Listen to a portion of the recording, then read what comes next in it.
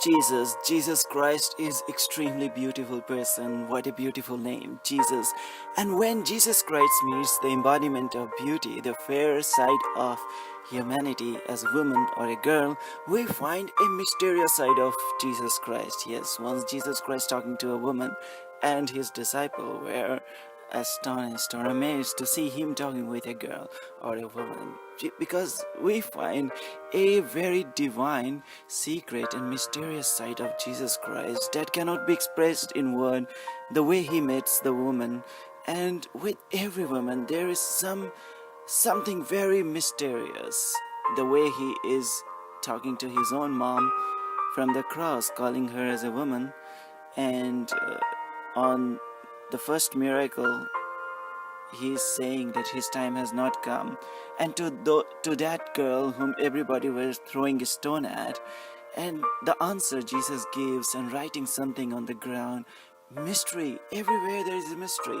When Jesus Christ meet Mary Magdalene, or when Jesus Christ goes to Martha and then meets Sister Mary, and then his brother, her brother, gets back to life. Only mystery.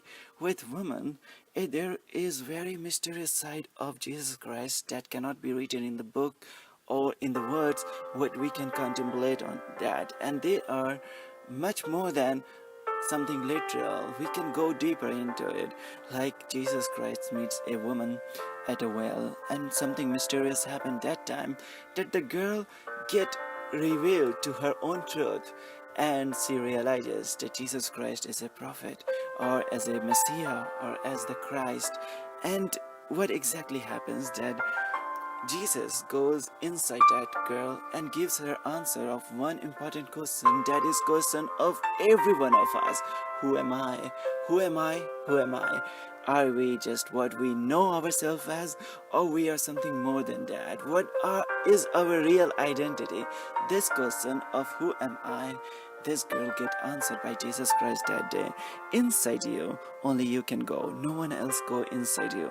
More than your mind, you are some spirit, or your thoughts is the information that you have gathered from the world. When we are born, we are like a child, then we grow up with information, with tendencies.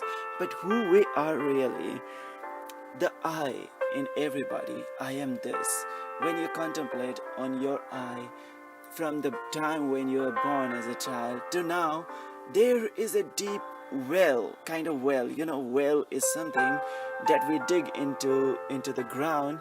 In the past time, they used to do it, and inside ground there is water already in the deep surface. And many of us know the meaning of well, but many might not be knowing. They can Google or see the image of the well.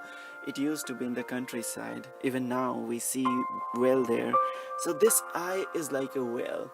And when we dive into the eye of us and contemplate and meditate on the I, who am I, we see very deep inside the water. The water, that is the eternal spring. That is our spirit. But who can go inside you other than you? There is a bliss in solitary. Jesus Christ, even he himself used to go away from the people into solitary place or lonely place and meditate. Because when we pray, the word is pray with Jesus Christ, that in every religion, in every culture, there is some stress given on moments alone. Like you are in love with a girl or a man, then you want to have some lonely place with that person. Then you can go deeper into the love and extract that water of the spirit that is present in every one of us. And this lady, this girl, this woman is sitting near a well, and Jesus goes to meet her and ask her for water, and she is not ready to give Jesus and ask question, is keeping the dialogues on very superficial level, that I am a Samaritan woman and you are a Jew, how can you drink water from me? And Jesus leads topic to completely to the spirit, and Jesus says, if only you knew what God gives and who it is that is asking you for a drink, you would ask him, and he would give you a life-giving water. Here Jesus Christ is leading us inside her depth of her eye, who really she is. And this girl had some issue that she had been married to 5 men at least, and none of them has worked with him. And Jesus could see into the depth of her eye, that only she can go inside and no one can go in the depth of who you are really. But Jesus went into inside her soul and saw who she really is, and she got answer about herself, that who she really is. It is not those 5 men who define who she is. But when you or me ask this question, who am I? This shows there is something, that we are someone. Otherwise, why should we ask this question, who am I? And if I'm asking this question, who am I? This shows I'm alive. And Jesus Christ holds the nerve of the people. Like when somebody is ill or having any kind of problem, then medicine really works. But when we know what exactly the disease of the person, when we have diagnosed or do the test of that person completely, then we can give the correct medicine. And when you know that you touch it, or I know, or anybody knows that he has fever or headache, and he knows after that what medicine to take, then he can take. We have lots of medicine all around us, but not everybody knows what is the disease inside us, what is the reason of our heartache. And Jesus goes into the depth of this girl, and that is the story of all of us. Who am I? This shows that we are some conscious being, because otherwise we will not get this question, who am I? And we are not a stone. We are not a tree. We are not just some animal. We are higher than the animal, because we don't find any animal or any bird who can sing all the time asking this question, who am I? And there is some soul in us, because otherwise we will not feel the thirst to know about our divinity. Because when Jesus Christ told to this girl or this woman that I will give you a life-giving water, then this girl asks Jesus Christ a question, that are you, some question and answer happens, and then this woman asks to Jesus Christ, sir, give me that water. This is in the scripture, it says that when we seek God, this is the highest of all the seeking, that when we really ask for this water, this shows that our soul is in the ready state, that we want to know the secret of God, that we really care. We are tired of this worldliness. We are tired with our temptation. We are tired with our relationship break up and break in, and so many things that happens in modern time. We can listen to few modern songs and we can understand what's going on in the society. So we are tired of this. Like this woman was tired of 5 times of heartbreak, and she needed some eternal spring that could fulfill her soul. And this shows that there is some reflex in her soul. She is more than even human. She or you, when you seek God, then you realize that you are a spirit, and you will find that your eye, no matter what is our name, your name, my name, it is like a deep well, and inside that well you can dive.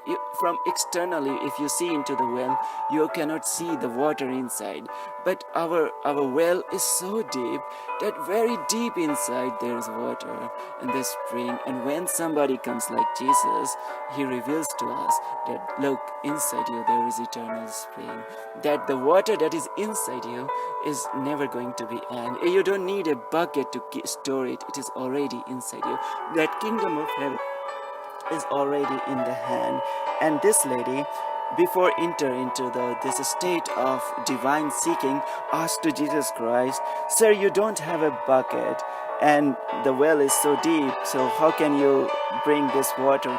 This kind of question she asked, because there was no external appearance in Jesus Christ. Like she had 5 husbands, everyone would have done some impact in her heart, and she had seen them dreams. But Jesus is so simple. When we go into the journey of the spirit, we have to become simple. That's why scripture prays so much about being humble. And this lady asked a question to Jesus Christ. It was our ancestor Jacob who gave this well, and he and his sons and his flocks all drank from it. You don't claim to be greater than Jacob, do you? here we find that this lady is bringing the scripture in the way of Jesus Christ. That's happened. That is the last hurdle in our life. Although scripture is a light, but when we meet God, we bring the scripture as a wall.